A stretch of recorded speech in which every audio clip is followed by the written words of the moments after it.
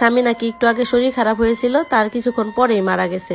এই কথা শুনে তো আমি অবাক হয়ে যাই, কারণ একই ঘটনা দ্বিতীয়বার কিভাবে হইতে পারে। এরপর আমার শ্বশুরবাড়ির লোকজন যে অবস্থায় ছিল তারা সেই অবস্থায় তার শ্বশুরবাড়ি চলে গেল। এরপর আমি আমার ননদের কথা ভাবতে থাকি, বিয়ের প্রথম রাতে এইভাবে স্বামী মারা যাওয়া এটা তো কোনো স্বাভাবিক ঘটনা না।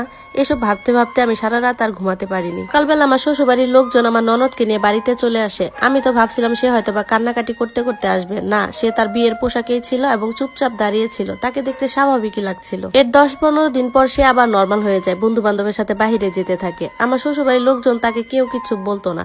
আমার শাশুড়ি এই ভেবে খুশি ছিল যে তার মেয়ে আবার নর্মাল হচ্ছে, তার স্বাভাবিক জীবনে ফিরে যাচ্ছে। আজকাল তো সে প্রায়ই বাহিরে যেত। এখন তো আমার শাশুড়ি মাও তার মেয়ের সাথে বাহিরে যেত। একদিন আমি তাদের পিছু নিই, এটা জানার জন্য যে মা মেয়ে মিলে ইদানিং কোথায় যাচ্ছে, এর জন্য পিছু নিলাম। তারপর গিয়ে দেখি তারা একটা পার্কে গেল। সেখানে আগে থেকে একটা ছেলে বসা ছিল। এরপর তারা ওই ছেলেটার সাথে গল্প করতে লাগলো। ওই সময় আমি তাদের মাঝে চলে আসি। আমাকে দেখে আমার শাশুড়ি অবাক হয়ে যায়। তারপর উনি বললেন যে মিনাহিল এই ছেলেটাকে পছন্দ করে, ওকেই আবার বিয়ে করতে চায়। তখন আমি ভাবতে লাগি যে আমার ননদ কেমন মানুষ, যে প্রতি মাসে একটা করে বিয়ে করার একটা করে ছেলে প্রয়োজন তার। আবার মনে মনে ভাবতে থাকি, ও যদি বিয়ে হয়ে যায় তাহলে আমার জন্যই ভালো, কারণ আমার স্বামী বলছে তার খুব ভালো করে সেবা যত্ন করে।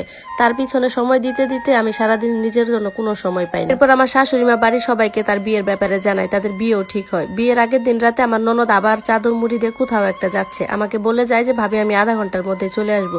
তখন তো আমি আবার ভাবতে থাকি যে এই ঘটনা তো এর আগের বারও ঘটছে, ও আসলে কোথায় যায়। আমার তখন ভয় লাগছিল সে যদি বাড়ি থেকে আবার পালিয়ে যায়, কিন্তু না, সে আবার আধা ঘন্টা পর ঠিকই ফিরে আসে, যেটা দেখে আমি নিশ্চিত হই। এরপর আমার ননদের বিয়ে হয়ে যায়, সে তার শ্বশুর বাড়িতে চলে যায়। আমি মনে মনে আল্লাহকে ডাকতে থাকি যে আল্লাহ এবার যেন অমঙ্গল কিছু না হয়, সে যেন সুখে শান্তিতে স্বামী সংসার করতে পারে। একবার মাঝে মাঝে ভাবি যে তার স্বামীকে এইসব কথা বলা দরকার, যে তার আগে 2বার বিয়ে হয়েছিল আর বিয়ের রাতেই তার স্বামীরা মারা গেছে।